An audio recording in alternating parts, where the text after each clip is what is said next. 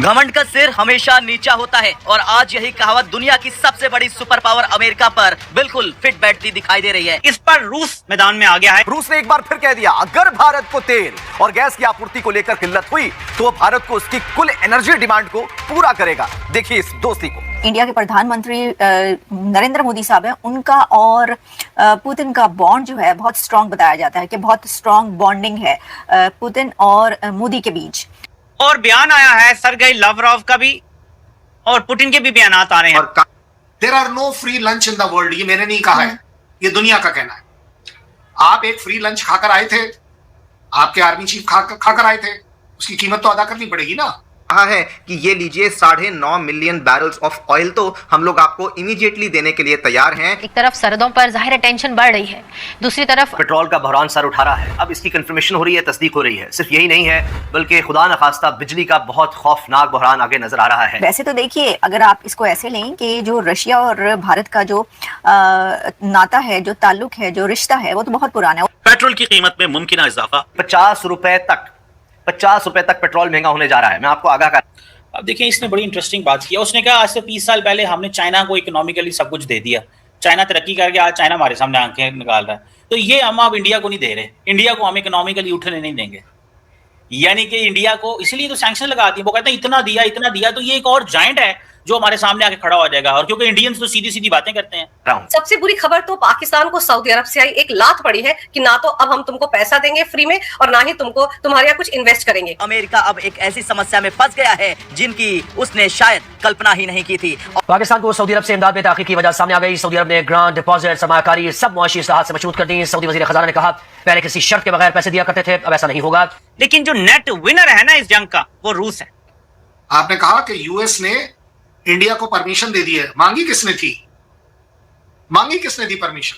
Middle east में जारी भीषण घमासान के बीच रूस एक बार फिर से भारत की मदद के लिए सामने आया है। उससे ज्यादा गहरा रिश्ता नाता जो है वो रशिया का इंडिया के साथ। तो पाकिस्तान में एक नई प्रॉब्लम जो कि गल्फ में कह लीजिए कि लड़ाई की वजह से, जिसमें कि सऊदी अरेबिया भी है, कतर, कुवैत, ओमान, यूएई और कई दूसरी कंट्रीज की वजह से फ्यूल जो है वो नहीं पहुंच पा रहा। और ऐसे में पाकिस्तान के पास जो इस वक्त फ्यूल स्टॉक है वो कहा यह जा रहा है तकरीबन 14 डेज के लिए जो है वो रह गया है।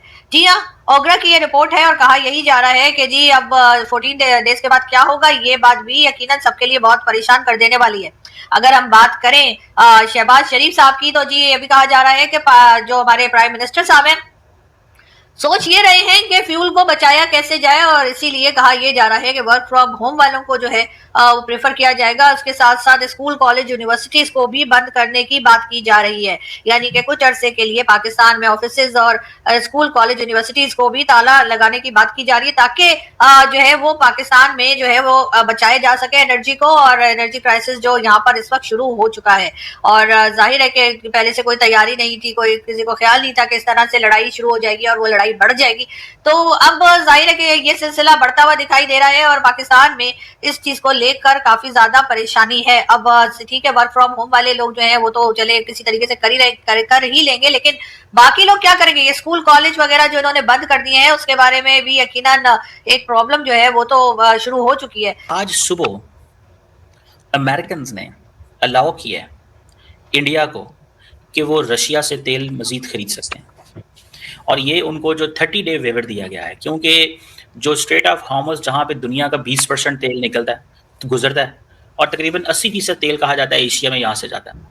अब अमेरिकन कहते हैं कि जी हमें, क्योंकि ग्लोबल ऑयल सप्लाई चेन के अंदर ईरानियंस इस सप्लाई चेन को रोकना चाहते थे, इन्होंने क्या किया, इन्होंने सब उसको कहा कि जी आपको फ्रीडम हम देते हैं। और फ्रीडम क्या है कि आप तेल मंगवा सकते हैं। इट मीन्स कि इंडिया को मना किया गया था पहले। बेसिकली मेरी असेसमेंट ये है इंटरनेशनल पॉलिटिक्स में कि इंडिया और अमेरिका के जो ताल्लुकात हैं वो बहुत निचली सतह पे आ गए। अब एक तरफ मैंने तो ये पहले भी कहा था कि जब नरेंद्र मोदी साहब का जो दौरा था उसका तल अवीव जब पहुंचे वो इजराइल, तो that was not for giving legitimacy to just Netanyahu, that was to access कि इजरायली लॉबी अमेरिका के अंदर है उन तक पहुंचना था, क्योंकि इंडियंस ये समझते हैं कि हमारे अमेरिका में जो हमारी स्पेस थी वो कम हो गई। तो ये जो तेल का मसला बना हुआ है, ये इंडिया सिर्फ इजरायली लॉबी की से भी चीज़ें अमेरिका में नहीं पुश करा सकता।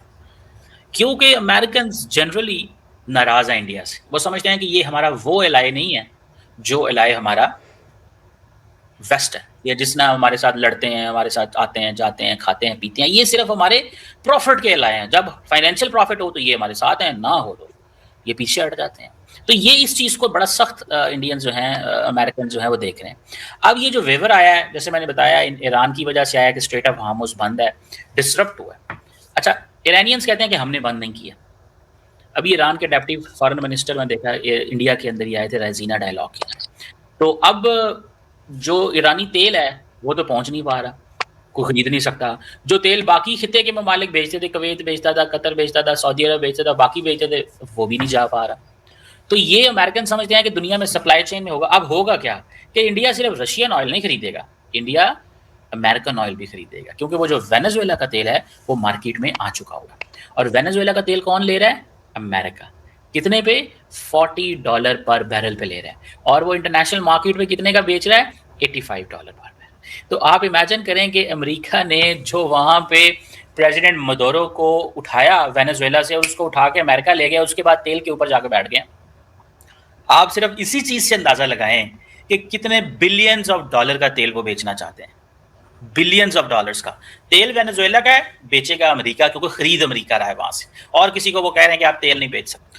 अब देखिए, इसने बड़ी इंटरेस्टिंग बात किया। उसने कहा आज से 30 साल पहले हमने चाइना को इकोनॉमिकली सब कुछ दे दिया, चाइना तरक्की करके आज चाइना हमारे सामने आंखें निकाल रहा है, तो ये हम अब इंडिया को नहीं दे रहे, इंडिया को हम इकोनॉमिकली उठने नहीं देंगे।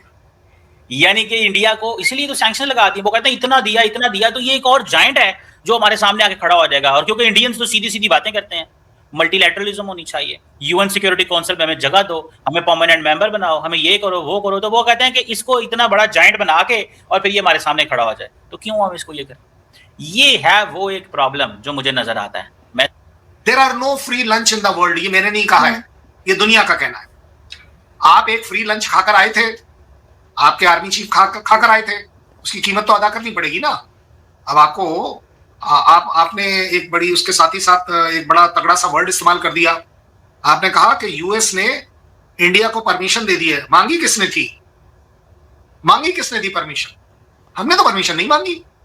शायद आपके यहाँ पर ये 30 डेज के लिए फिर भी दी गई है सर, 30 डेज के लिए ना ना ना ना ना ना ना ना, ये जो वर्ड आपने परमिशन, देखिए अंग्रेजी आपकी भी सेम है, मेरी भी सेम है, इसमें उर्दू और हिंदी का मामला नहीं है। अगर आप वर्ड परमिशन बोल रही है तो वो आपके लिए भी मतलब सेम है, मेरे लिए भी सेम है। आप बोल रहे हैं परमिशन, मैं आपसे पूछना चाह रहा हूं हमने मांगी कब? आप ये बताइए ना। हमने तो परमिशन नहीं मांगी, सीधी सीधी बात कर रहे हैं। हमने कहा, और बाय द वे मैंने इसीलिए कहा कि आपको मैं करेक्ट, हमने ना पहले परमिशन मांगी ना मांगी। हमने पहले भी रशिया का ऑयल खरीदा था, रशिया का ऑयल खरीद रहे हैं, 10,60,000 बैरल अभी भी खरीद रहे हैं। सर क्वांटिटी कम की है ना सर, क्वांटिटी कम की है आपने। ओके चलिए, आप क्योंकि अब आप बाल की खाल निकाल रही हैं इसलिए मेरे को उसको जस्टिफाई करना पड़ेगा, क्योंकि मेरे रोंगटे खड़े हो गए। एक्चुअली आज मैंने इसीलिए कोट भी नहीं पहना कि आपकी बात जो है वो दिल पर लग गई मेरे, कि बंद भी करा है। वैसे आपको अगेन रिस्पॉन्सिबल बात बता दूं, हमारी रिलायंस इंडस्ट्रीज ने बंद किया था। हमारी जो सरकारी जो पीएसयूज हैं उन्होंने बंद नहीं किया था। और रिलायंस इंडस्ट्री के बंद करने का रीजन ये था क्योंकि अगर यूएस उसे ब्लैकलिस्ट कर देता है, सैंक्शंस में ले आता है, तो रिलायंस इंडस्ट्री के बाकी सारे ट्रेड जो वर्ल्ड में हो रहे हैं वो सारे इफेक्ट हो। So as a business house उसकी मर्जी है, और मैं कहता हूं पॉइंट जस्टिफाइड भी है, क्यों नहीं। सो अब आगे बात जो हम मेजर तौर पे चला रहे हैं, हमने अगर 10,60,000 बैरल पर डे का जो ऑयल खरीदना अभी भी हमारा जारी है, हम उस पर टैरिफ दे रहे हैं ना। मैंने इसलिए आपको पहले बोला पैसा फेंको तमाशा देखो, हम अफोर्ड कर सकते हैं। और इसीलिए यूएस को अपने आप रियलाइज हुआ कि इससे पहले कि इंडिया एक जो है ना वो टैरिफ बॉम्ब को, जो पहले वाला टैरिफ बॉम्ब था 50% वाला, उसके बदले में कहीं कोई और बड़ा बम हमारे ऊपर ना मार दे, पब्लिकली पूरी दुनिया के सामने हमारी इंसल्ट ना कर दे, उसने पहले ही प्रीएम्प्ट करके बोल दिया कि जनाब आप 30 दिन ले लीजिए, क्योंकि उसे मालूम है हम लेंगे। एक लॉजिकल की बात कर रहा हूं मैं आपसे।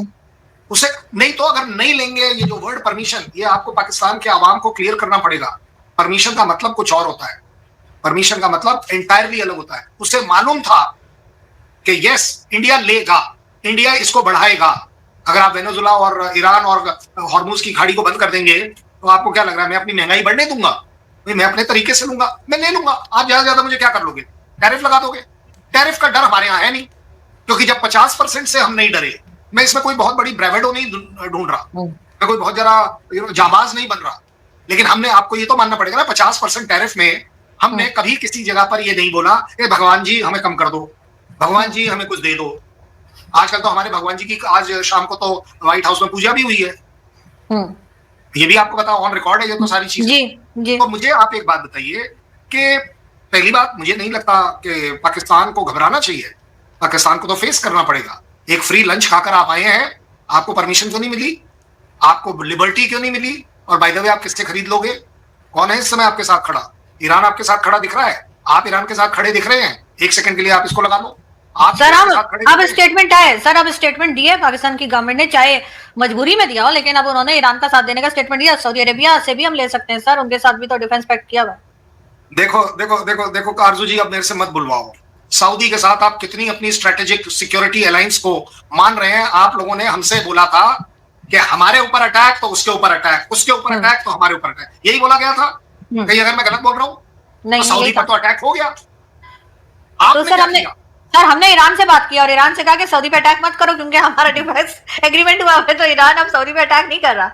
तो फिर आप एक काम करो, ये वाला एग्रीमेंट तो मेरे से भी कर लो, मैं आपके लिए करने के लिए तैयार हूं, मैं आपके लिए कुछ भी बोल दिया करूंगा, ये पाकिस्तान के लिए भाई बोल सकता हूं मैं। देखिए, जब आप वो अलायंस कर रहे थे तो आपने भोंपू लगाकर बोला था किसी भी तरह का कोई अटैक अगर हमारे ऊपर होता है तो ये सऊदी पर अटैक माना जाएगा और सऊदी हमारे साथ खड़ा होगा, और अगर सऊदी के ऊपर किसी तरह की कोई प्रॉब्लम आती है तो हमारी प्रॉब्लम होगी, हम उसके साथ खड़े नजर आएंगे। आज आप बोल रही हो बातचीत कर लो, तो सर हमारी प्रॉब्लम तो चल रही है अफगानिस्तान बॉर्डर पे, सऊदी तो नहीं आए, तो सर वो अपना देखे हम अपना देखे, फिर ऐसा हो सकता है ना। तो फिर अफगानिस्तान में भी बातचीत कर लो, तालिबान से भी बातचीत कर लो, बलूचिस्तान से भी बातचीत कर लो, टीटीपी से भी बातचीत कर लो, सिंध से भी बातचीत कर लो, स्कार्डू में जो आपके नारे लग रहे हैं उससे भी बातचीत कर लो। अगर देखिए, आप और मैं इन चीजों को उलझा नहीं रहे, सुलझा रहे हैं। अगर बातचीत आपके कैरेक्टर में है, बड़ी अच्छी बात है। हम हमेशा से कहते थे आपसे बातचीत कर लो कर लो कर लो। ये तो अभी थोड़े दिन से जब हमने कह दिया नहीं जी अब हम आपसे बातचीत करेंगे, तब जिस दिन आप हमारे साथ आकर बात करोगे कि पीओजेके का क्या आपका हैंडिंग ओवर का शेड्यूल है, तब से आप बातचीत नहीं कर पा रहे हो।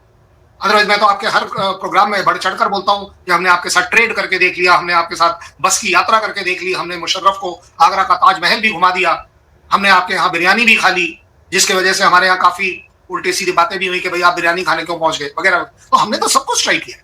तो दोस्तों, जैसे कि आपने क्लिप में देखा कि अमेरिका ने ना भारत को अलाउ कर दिया है कि 30 दिन तक ना, अगले 30 दिन तक भारत ना रशिया से ऑयल खरीद सकता है। मतलब कि भाई हम गुलाम हैं क्या भाई? एक बात बता भाई, गुलाम थोड़ी हैं भाई सब जो तुमसे परमिशन लेंगे। हमने तो तब परमिशन ली थी जब तुमने 50% टैरिफ लगा रखा था भारत पे। भारत तो तब भी डिनाई कर रहा था कि भाई हम नहीं लेने, हम तो नहीं मानेंगे, क्या बोलते हैं, अमेरिका के बाद हम तो बाय करते रहेंगे, हम तो ख़रीदते रहेंगे रशिया का ऑयल, क्योंकि हमें डिस्काउंट रेट पे मिल रहा है, सस्ता मिल रहा है, इसलिए हम रशिया से ऑयल ख़रीदेंगे। और भारत ने कभी मना नहीं करा भाई साहब कि क्या बोलते हैं हम रशिया से तेल नहीं खरीद रहे हैं। भाई साहब हमेशा से क्या बोलते हैं भारत तेल खरीदता रहा है, क्योंकि भाई साहब वहाँ से डिस्काउंटेड रेट पर तेल मिलता रहा है भारत को, ठीक है भाई। और क्या बोलते हैं अब ये ईरान और क्या बोलते हैं अमेरिका और क्या बोलते हैं इसराइल की जंग छिड़ी हुई है, तो भाई उसके बीच में जो स्टेट ऑफ हार्मोज है ना, जो क्या बोलते हैं वो बंद होने की कगार पे है। मतलब कि ईरान कभी भी बंद कर देगा उसको, ठीक है भाई साहब। ईरान ने अभी मतलब कि औपचारिक तौर पर नहीं बोला है,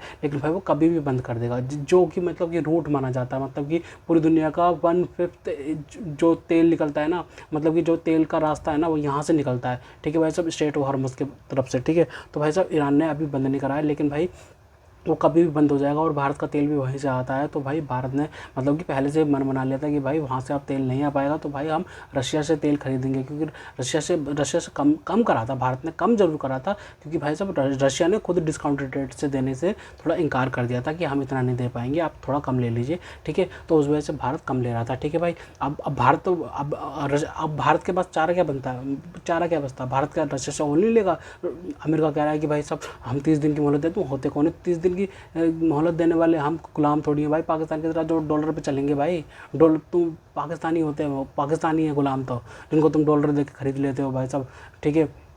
पाकिस्तानी लेट जाते हैं, हम नहीं लेटते भाई, ठीक है। मतलब कि हुक्म दे रहा है कि भाई साहब 30 दिन की मोहलत दे रहे भाई साहब, हम नहीं लेते मोहलत भाई। तब तुमने 50% टैरिफ लगा रखा था, तब नहीं लिया हमने मोहलत, तो भाई आप कैसे ले लेंगे भाई।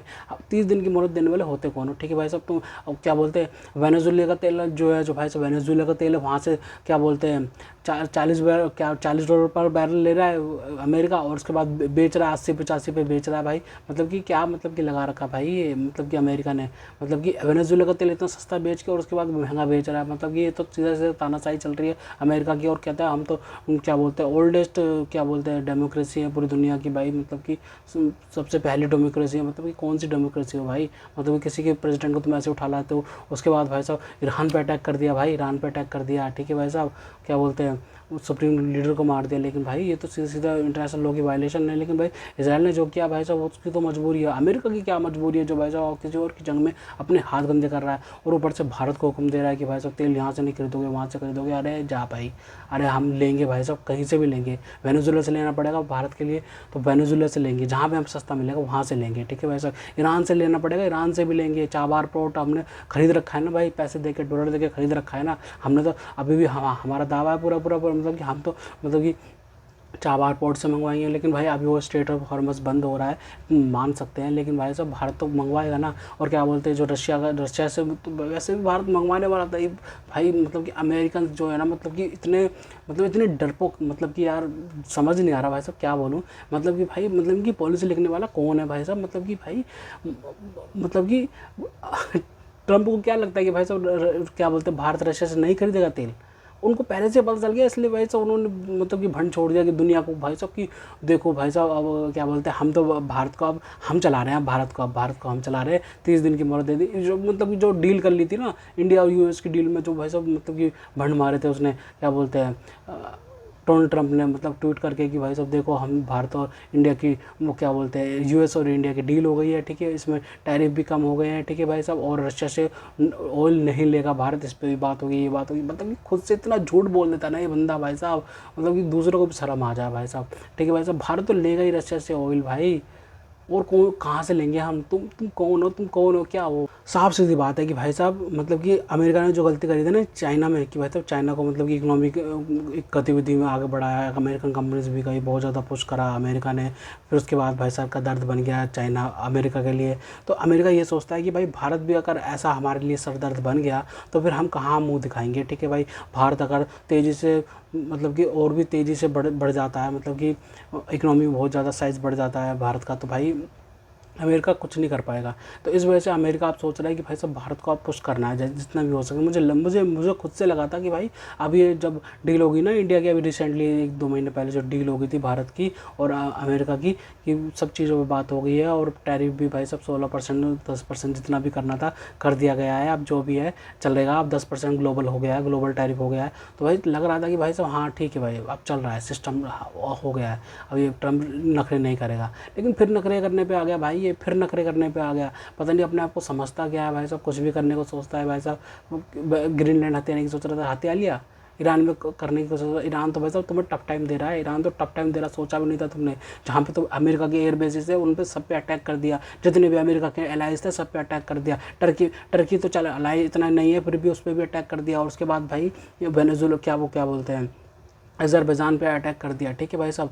और पाकिस्तान तो भाई साहब वो तो सोच रहे कि कब हम पे अटैक हो जाएगा, ठीक है भाई साहब। सऊदी अरेबिया पे हमला कर दिया, पूरी GCC कंट्रीज़ पे हमला कर दिया। और क्या लेगा अमेरिका, ठीक है भाई साहब। तुम्हारा खुद का जो डिफेंस सिस्टम है वो ख़राब हो रहा है, ठीक है भाई साहब। वो मतलब बदनाम हो रहा है पूरी दुनिया में, ठीक है भाई साहब। चाइनीज़ का भी हो रहा है, ठीक है भाई साहब। सऊदी अरेबिया तो भारत का डिफेंस सिस्टम मांग रहे हैं, ठीक है भाई। मतलब कि सोचने की बात है भाई साहब, अमेरिका कहाँ मुँह दिखाएगा। ऊपर से सऊदी अरेबिया भाई साहब पाकिस्तान को बोल रहा है कि हमारी मदद करने के लिए आओ, पाकिस्तान आ नहीं रहा। सऊदी अरेबिया जब तक डॉलर नहीं फेंकेगा तब तक नहीं आएगा पाकिस्तान, क्योंकि डील तो हो रखी थी सऊदी अरेबिया और पाकिस्तान के बीच में, ठीक है भाई साहब। बहुत बड़ी डील जो मतलब डींगे मारी जा रही थी कि भाई साहब जो सऊदी अरेबिया पे हमला होगा वो पाकिस्तान पे होगा, जो पाकिस्तान पे होगा वो सऊदी अरेबिया पे मान जाएगा। लेकिन भाई साहब ये डील बिल्कुल कागज़ों पर ही थी भाई साहब, क्योंकि कागज़ों पर ही है। क्योंकि अमेरिका क्या बोलते हैं सऊदी अरेबिया पे हमला हो गया, कितनी बार हो गया भाई साहब, मतलब ड्रोन से भी हो गया, मिसाइल से भी हो गया, ठीक है भाई साहब, ईरान द्वारा। तो भाई कब आ गया भाई साहब पाकिस्तान, कब आ गया भाई साहब। भेजा कोई भी फौजी वगैरह कुछ भी भेजा, कुछ नहीं भेज सकते भाई जब तक तुम डॉलर नहीं भेजोगे ना, मैं बता रहा हूँ, मैं पहले भी ये बोल रहा था, आज भी बोल रहा हूँ, डॉलर के आ रहे हैं पाकिस्तानी, डॉलर फेंको, कुछ भी काम करवा लो, इनकी भाड़े की फौज है, कहीं पे भी बुलवा लो, ठीक है भाई साहब। मतलब कि कुछ भी करवाना हो ना, इनसे डॉलर फेंको और इनको बुलवा लो, और उसके बाद ये आ जाएंगे, कहेंगे हो तोहफा कबूल करो, हम हाजिर हैं हुजूर, गुलाम है, क्योंकि पाकिस्तान गुलाम है भाई साहब। फ्री लंच करके आए भाई साहब, वहाँ पे क्या बोलता है डोनाल्ड ट्रंप के वाइट हाउस में, क्या मिला, क्या मिला, यही चीज़ मिलनी थी भाई साहब, क्योंकि भाई साहब अब अमेरिका भी प्रेशर डाल रहा है पाकिस्तान पे कि भाई साहब अपनी फ़ौज लेके ईरान के लिए दौड़े पाकिस्तान, तो भाई साहब पाकिस्तान कैसे आ पाएगा, पाकिस्तान तो नहीं आ पाएगा, जब तक डॉलर नहीं फेंकोगे ना तब तक पाकिस्तान तो भाई साहब छींकने भी नहीं आएगा भाई। डॉलर फेंको और उसके बाद भाई साहब अपने आप को तबाह कर सकते हैं भाई ये, मतलब डॉलर फेंकने पर, मतलब कि इनको कोई फ़र्क नहीं पड़ता कि पाकिस्तानी आवाम क्या, मतलब रोटी का मसला है भाई साहब, इतनी गरीबी, इतनी दर बढ़ती जा रही है गरीबी की, ठीक है भाई साहब, किसी के पास सारे के सारे लोग अनएम्प्लॉयड है, ठीक है भाई साहब, एम्प्लॉयमेंट मतलब कि कमी हो गई है भारी मात्रा में भाई साहब, उनको कोई फ़र्क नहीं पड़ता भाई साहब, सिक्योरिटी स्टेट बना रखा पाकिस्तान ने तो अपना, ठीक है भाई साहब। और आवाम को क्या चूरन देते हैं कि भाई साहब भारत आ जाएगा, भारत खा जाएगा, भारत, मतलब कि 78 सालों से ये चूरन देते आ रहे हैं पाकिस्तानी आवाम को कि भारत आ जाएगा, भारत खा जाएगा। एक भी जंग इन्होंने आज तक नहीं जीती भाई साहब, एक भी जंग नहीं जीती, और तमगे इतने सारे लगा रखे भाई साहब, देखो हम तो भाई साहब शहंशाह हैं, आसिम मुनीर तो भाई साहब मतलब कि बादशाह है, ठीक है भाई साहब। इसके होते हुए तो पाकिस्तान को कोई मतलब कि चिड़िया भी पर नहीं मार सकती भाई साहब, लेकिन भाई साहब भारत तो अंदर आकर ठोक दिया था तुम्हें, मिसाइलों पे मिसाइलें मारी थी, भूल गए क्या, पहलगाम का जो अभी हमला, क्या बोलते हैं, पहलगाम का जो बदला लिया था भारत ने, ठीक है भाई साहब, भारत तो ठिकाने ठोक के चला गया था, लेकिन भाई उसके बाद ये राग के अलाप रहे थे, देखो जी हमने तो भाई साहब भारत के राफेल गिरा दिए, ये गिरा दिए, वो गिरा दिए, और अमेरिका भी हाँ मिला रहा था, हाँ गिरा दिए, और उसके बाद ट्रंप कह रहा था, बढ़ाते जा रहा था, एक एक दिन बढ़ाते जा रहा था राफेल, इतने गिर गए, 11 गिर गए, 10 गिर गए, 15 गिर गए।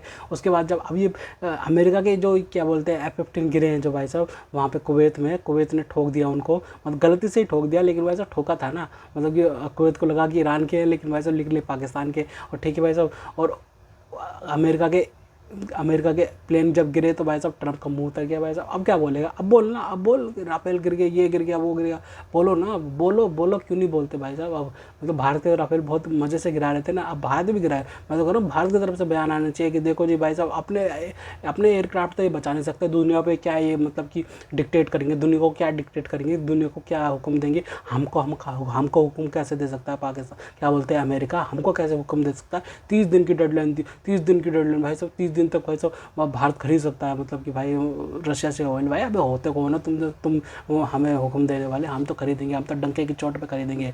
तो खैर, तो दोस्तों अगर आपको हमारी ये वीडियो पसंद आई तो कम से कम व्हाट्सएप पर जरूर शेयर कीजिएगा, साथ साथ चैनल को सब्सक्राइब करके हमारा नंबर जरूर बढ़ेगा, ताकि हम आपके लिए ऐसी मनोरंजन वीडियो बनाते रहें। तो गाइस मिलते हैं आपसे अगली वीडियो में, तब तक के लिए जय हिंद।